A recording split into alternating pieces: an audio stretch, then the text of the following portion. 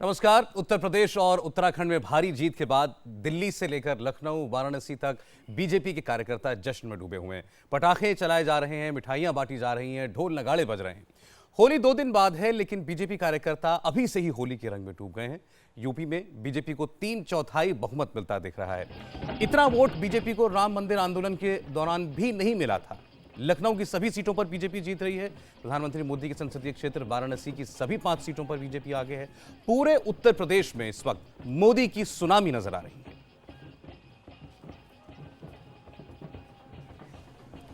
Lucknow BJP दफ्तर में काफी तादाद में मुस्लिम समर्थक भी पहुंचे हैं। मुस्लिम समर्थकों ने प्रधानमंत्री मोदी के समर्थन में नारे लगाए।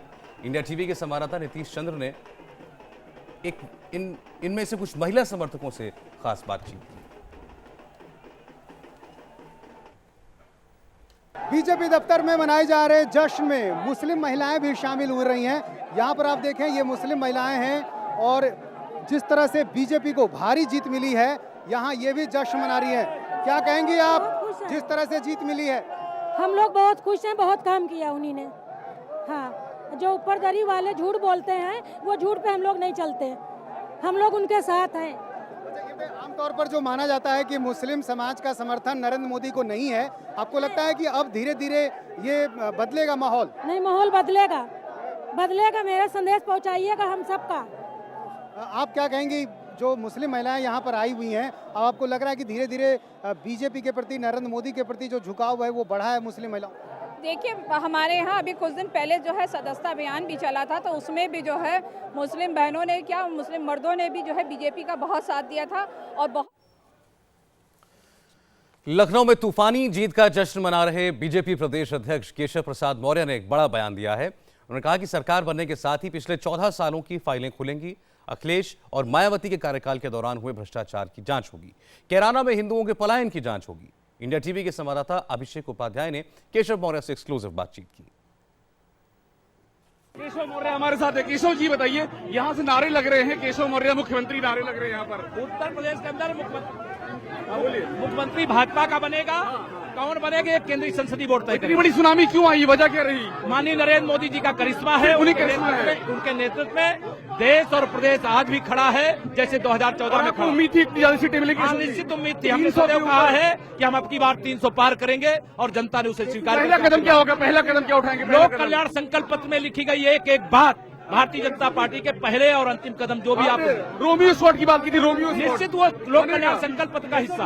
और जांच करेंगे, अखिलेश यादव के कार्यकाल की जांच भी करेंगे आप? वो उसमें लिखा हुआ है 14 साल की जांच करेंगे। अखिलेश जी की नहीं, मायावती जी की भी करेंगे। और ये पलायन का मुद्दा, पलायन वाला मुद्दा कह रहा है ना, सारा विषय है उसमें, पलायन की जांच करेंगे। भविष्य में पलायन ना हो उसकी व्यवस्था करेंगे। शुरू हो जाएगा ये जांच? सरकार आने दीजिए, आपको जल्दी उसका समाचार।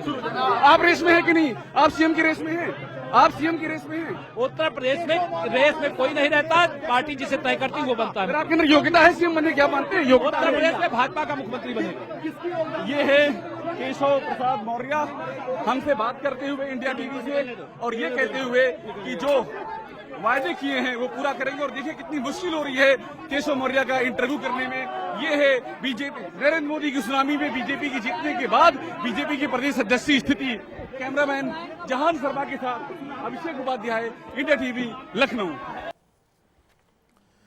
और अब मेहमानों से आपका परिचय करा दें। इस वक्त हमारे साथ राजीव प्रताप रूडी जी हैं, भारतीय जनता पार्टी के नेता हैं, और सुरेंद्र सिंह नागर जी समाजवादी पार्टी की तरफ से। स्टूडियो में जयशंकर जी, यशवंत देशमुख, पुष्पेश पंत और अंसार रजा साहब अभी स्टूडियो में। आप सबका एक बार फिर मैं स्वागत करता हूं। रूडी साहब, लेकिन पहला कमेंट आपसे लेना चाहते हैं। पहले आपको बधाई, बहुत ऐतिहासिक जीत है। और अभी हम बता रहे थे दर्शकों को कि 91 में भी जब पीक पर थी आपकी पार्टी की पॉपुलैरिटी, खासकर उत्तर प्रदेश में राम मंदिर आंदोलन के वक्त, तब भी इतनी सीटें आपको नहीं मिली थी। इस बार आप क्या एक बड़ा फैक्टर ऐसा समझते हैं जिसने आपको मदद की है ये स्वीप करने में उत्तर प्रदेश? देखिए, इस बार के जो परिणाम उत्तर प्रदेश में दिख रहे हैं, ये एक बहुत सीमित परिणाम नहीं है जो उत्तर प्रदेश के बारे में है। अगर उत्तर प्रदेश के वो देखे तो अगर पूरी दुनिया के नक्शे पर उत्तर प्रदेश को देखा जाए तो जिसकी आबादी 20 करोड़ है, 200 मिलियन की आबादी है, ये अपने आप में अगर एक देश होता तो दुनिया का 7वां सबसे बड़ा देश होता। और भारत में जब इस प्रदेश का मैंडेट मिलता है, इसके चुनाव परिणाम आते हैं, तो ये पूरी तौर से एक तथ्य को दर्शाता है कि ये माननीय प्रधानमंत्री, देश के प्रधानमंत्री श्री नरेंद्र मोदी जी के नीतियों का पूरा एंडोर्समेंट है। उत्तर प्रदेश के लोगों ने, उत्तर प्रदेश में कोई भारतीय जनता पार्टी की सरकार नहीं है, उत्तर प्रदेश में जो भी देश की सरकार की नीतियां हैं और देश के प्रधानमंत्री जी का सोच है, वहाँ उत्तर प्रदेश के लोगों ने उसे स्वीकारा है और उन्होंने ये कहा है कि ये एंडोर्समेंट जो 2014 में जो एंडोर्समेंट मिला था, जो मुहर लगा था माननीय प्रधानमंत्री जी के ऊपर, उस पर दोबारा देश की जनता ने एक बार फिर से मुहर लगाया है कि हमें आप में विश्वास है। आप जिस दिशा में देश को लेके चल रहे हैं, जिस गौरव के साथ आप इस शासन को चला रहे हैं, जिस सोच के साथ चला रहे हैं, जिस वैभव के साथ चला रहे हैं और जिस प्रकार से आप गरीबों से संवाद कायम कर रहे हैं, गरीबों के लिए सरकार की नीतियां बना रहे हैं, शायद उत्तर प्रदेश का ये मैंडेट इसी बात को पूरी तरह से प्रामाणिकता देता है। और मैं समझता हूं this is a complete endorsement, जिसको पूरा का पूरा मुहर लगाने वाली बात है, देश के प्रधानमंत्री के नीतियों का है और उनके चेहरे का है, उनके सोच का है। और आपको याद होगा चुनाव के पहले बहुत सारे टीवी 4-5 महीने पहले दिल्ली का वातावरण उत्तर प्रदेश के बारे में बिल्कुल अलग था। जो मीडिया थे, जो लिखने वाले लोग थे, जो क्रिटिक्स थे, और हम सब जो उत्तर प्रदेश जाते थे, कानपुर में मैंने देखा, इलाहाबाद में देखा, वाराणसी में देखा, वो बिल्कुल माहौल विपरीत था। तो इस बार के परिणाम, देश के लोगों का एक बड़ा संवाद फिर से दोहराया गया है कि देश के प्रधानमंत्री के नेतृत्व में पूरी की पूरी आस्था आज है और बरकरार है और हमें भरोसा है। नागर साहब, इस बात का जवाब ऐसे आपको देना चाहिए क्योंकि अखिलेश यादव अपने कैंपेन में लगातार एक तो सीधे कॉन्फ्रंटेशन में रहे प्रधानमंत्री के साथ और वो बार बार एक बात कहते थे कि प्रधानमंत्री काम की बात बताएं। हर सभा में कहते थे एक काम उन्होंने किया हो तो बता दें। अब राजीव प्रताप रूडी अपनी पार्टी को 300 से ज्यादा सीटें मिलने के बाद अगर ये कहते हैं कि ये प्रधानमंत्री के काम, उनके नाम, उनके चेहरे पर, उनकी नीतियों पर एक एंडोर्समेंट है, ठप्पा लगाया उत्तर प्रदेश की जनता ने, तो आप क्या कहेंगे? देखिए, राजनीति में जो जीतता है वो सिकंदर होता है, उसे सिकंदर कहा जाता है। जो उत्तर प्रदेश में मुझे लगता है कि जो परिणाम आए हैं, पिछले 5 वर्षों में अखिलेश यादव ने एक नई तरीके की राजनीति की शुरुआत उत्तर प्रदेश में की, ये थी विकास की राजनीति। लेकिन जो रिजल्ट आए उससे मुझे लगता है कहीं ना कहीं जो हमारा विकास का मॉडल था उस पर जनता ने अपनी मोहर नहीं लगाई और कहीं ना कहीं हम जनता तक उस विकास को ले जाने में कहीं ना कहीं हम असफल रहे। इस पे हम विचार करेंगे कि क्या कमी हमारे अंदर रही कि जो विकास का काम हमने, जिस एजेंडे को लेकर हम चले थे, वो जनता से वोट के रूप में हम परिवर्तित नहीं कर पाए। और मैं जो जनता का निर्णय है उसे स्वीकार करता हूं और भारतीय जनता पार्टी के साथियों को इसके लिए बधाई भी देना चाहूँ जो उनको जीत मिली। नहीं, लेकिन क्या नागर साहब आपको ये कहने में कोई अभी हिचक है कि चूंकि बीजेपी का सारा कैंपेन प्रधानमंत्री मोदी के इर्द गिर्द घूमा, उन्होंने कोई सीएम कैंडिडेट नहीं दिया, बात संवाद ज्यादा से ज्यादा प्रधानमंत्री ने किया, तो जीत का क्रेडिट प्रधानमंत्री को मिलना चाहिए? देखिए, जीत के क्रेडिट के लिए तो मैं बधाई दे ही रहा हूँ, मैं बधाई दे ही रहा हूँ। भारतीय जनता पार्टी के सभी साथियों को मैं बधाई दे रहा हूँ। बधाई देने में हमें कोई गुरेज नहीं है और जो निर्णय है जनता का उसे भी स्वीकार करने में हमें कोई परेशानी की बात नहीं है। लेकिन मैं एक बात कहना चाहता हूं कि हमने विकास पिछले 5 वर्षों में उत्तर प्रदेश को विकास की दृष्टि से आगे ले जाने का काम किया, विकास के रास्ते पे ले जाने का काम किया। लेकिन कहीं ना कहीं कमी रह गई कि उस विकास को हम जनता तक ले जाने में असफल रहे या कोई ना कोई कारण रहा जिसके कारण हमें मैंडेट नहीं मिल पाया, जिसलिए हमें जनता का आशीर्वाद नहीं मिल पाया।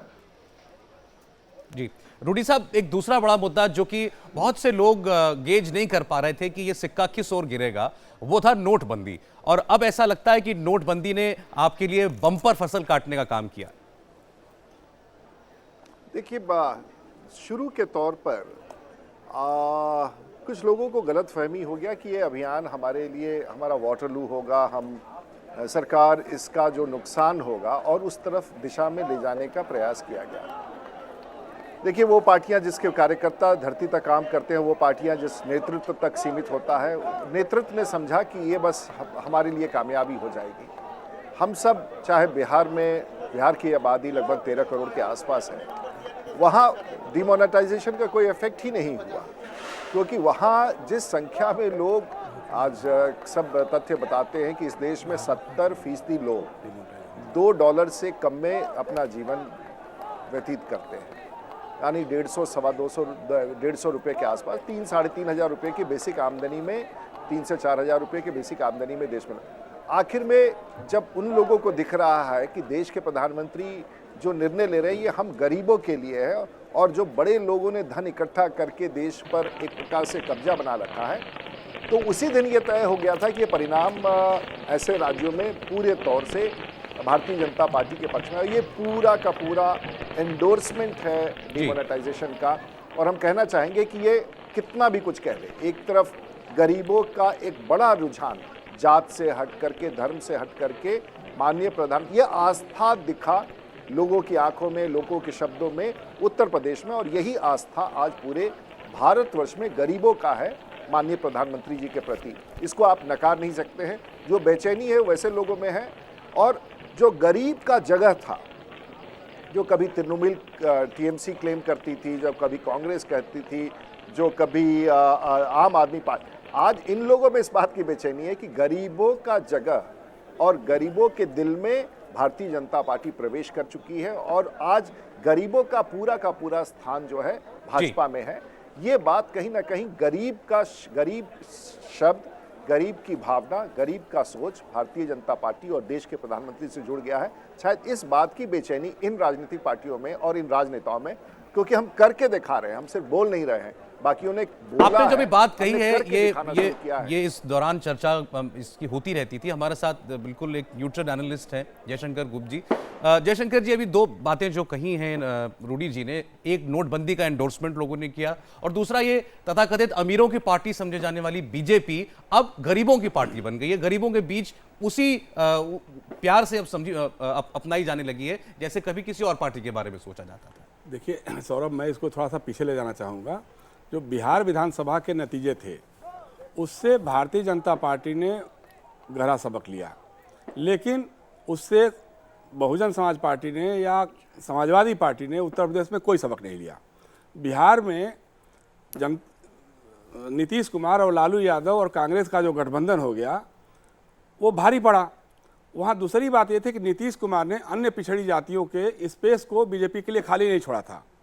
यहाँ उत्तर प्रदेश में समाजवादी पार्टी या बहुजन समाज पार्टी या तो वो जाटों की पार्टी हो गए या फिर यादवों की पार्टी रह गई, बन करके रह गई। इन्होंने अन्य पिछड़ी जातियों को, जो जिसको अत्यंत पिछड़ी जातियाँ भी कह सकते हैं, उन पर कोई ध्यान भी नहीं दिया, किसी तरह का ध्यान नहीं दिया। और भारतीय जनता पार्टी ने पिछले 1.5 वर्षों से लगातार इन पे ऑपरेशन किया। इनके जितने भी नेता थे, आप देखिए, ये बातें अलग लग सकती हैं कि जो जातिगत पार्टियाँ थी, जातिवादी पार्टियाँ थी, भारतीय समाज पार्टी जो राजभरों की पार्टी है, राजभर हाशिए पर रहने वाली समाज है, या जिस तरह से चौहान लोगों को बहुजन समाज पार्टी के संसदीय दल के नेता पिछली बार थे दारा सिंह चौहान, उनको भारतीय जनता पार्टी ने अपनी पार्टी में शामिल किया। स्वामी प्रसाद मौर्य की बदनामी का जोखिम लेते हुए भी उन्होंने अपनी पार्टी में शामिल किया, इससे मौर्य लोगों में, कुशवाहा लोगों में काफी बड़ा मैसेज गया। तो बीजेपी की सोशल इंजीनियरिंग बेहतर थी, बाकियों बहुत से बेहतर थी। और दूसरी बात यह है कि देखिए, नोटबंदी का मामला जो है, नोटबंदी एक तरफ नरेंद्र मोदी जी लगातार कह रहे थे कि हमारी पार्टी गरीबों की पार्टी है, नोटबंदी गरीबों की भलाई के लिए है, अमीरों के खिलाफ है। इस बात को, इसकी काट कभी भी विपक्ष के लोग नहीं कर सके। लेकिन मैं ये कहना चाहता हूँ कि अगर ये बात सही है तो यही बात पंजाब में क्यों नहीं उभर के आ गई? पंजाब में भी गरीबों को आना चाहिए था भाजपा के साथ और अकाली दल के साथ। यही बात गोवा में भी इसी तरह की लहर क्यों नहीं चल पाई, या फिर मणिपुर में उसी तरह की लहर? इसका जवाब रूडी साहब से लेते हैं। रूडी साहब, अगर डिमोनेटाइजेशन एक मुद्दा था, प्रधानमंत्री की ईमानदार छवि एक मुद्दा था, तो इसका फायदा आपको गोवा में, मणिपुर में और पंजाब में उस तरीके से क्यों नहीं मिला जैसा यूपी में, उत्तराखंड में भी? मणिपुर को तो अलग कर दीजिए। मणिपुर के राजनीतिक हालात, उसके वातावरण, वहाँ की स्थिति को अलग छोड़िए। आप उत्तराखंड और उत्तर प्रदेश देखें और पंजाब और गोवा देखें, थोड़ा सा आप ध्यान से देखेंगे कि गरीबों की उपस्थिति किस हद तक इन दो राज्यों में आपको दिखेगा, नंबर 1। नंबर 2, कांग्रेस के शासन, कांग्रेस पंजाब में अकाली दल भाजपा के 10 साल के शासन के बाद एक माहौल भी कुछ ऐसा बना, लेकिन उतना खराब परिणाम नहीं आया जितना बताया जा रहा था। तो डिमोनेटाइजेशन वहाँ पर एक पॉलिटिकल, और वो समृद्ध राज्य है, गोवा बहुत ही समृद्ध है, उसका पर कैपिटा इनकम हाईएस्ट है, पंजाब बहुत समृद्ध है, तो शायद वो बहुत उस हद तक प्रभावित नहीं किया वहाँ के माहौल को। लेकिन उत्तर प्रदेश और उत्तराखंड में ये सीधे तौर पर इसका प्रभाव दिखा। थोड़ा सा इसको अलग ढंग से विश्लेषित करना पड़ेगा कि पंजाब के परिणाम खराब हैं, लेकिन मेरा आज भी ऐसा मानना है कि पिछले 10 वर्ष में जो अकाली सरकार ने काम किया है, जो प्रकाश सिंह बादल साहब ने और सुखबीर ने काम किया है, काम के मामले में वो राज्य बहुत आगे है। राजनीतिक रूप से उसको नहीं भजा पाए, शायद ये कारण हो सकता है, लेकिन मैं काम के मामले में आज भी दावे के साथ कहूंगा कि पंजाब में जितना विकास का काम पिछले 1 दशक में हुआ है, ये पंजाब के लोग भी स्वीकार करेंगे और पंजाब की ये सच्चाई है। आपकी राय, आपको हक है अपनी राय रखने का, और ये बात आपकी ठीक है। खैर कि बहुत ज्यादा खराब स्थिति बताई जा रही थी अकाली और बीजेपी की, उतने खराब नतीजे नहीं आए हैं, उतनी भी कम सीटें आपको नहीं मिली हैं। एक ब्रेक हमें लेना होगा। रोडी साहब, मैं उम्मीद करता हूं हमें थोड़ा वक्त आप और देंगे, क्योंकि हमारे साथ स्टूडियो में अंसार रजा साहब हैं और वैसे तो ये बीएसपी समर्थक हैं, लेकिन इनसे मैं अब ये इस नजरिए से बात करना चाहता हूं। इतने बड़े मैंडेट के साथ जब बीजेपी आए और कैंपेन में जब ऐसा हमें कुछ एलिमेंट दिखा हो कि कम्युनलाइज करने की कोशिश हुई, तो क्या मुस्लिम शहरी, मुस्लिम आबादी प्रदेश की, क्या उसके मन में कोई सवाल होने चाहिए आपकी सरकार को लेकर? बात करेंगे एक ब्रेक के बाद।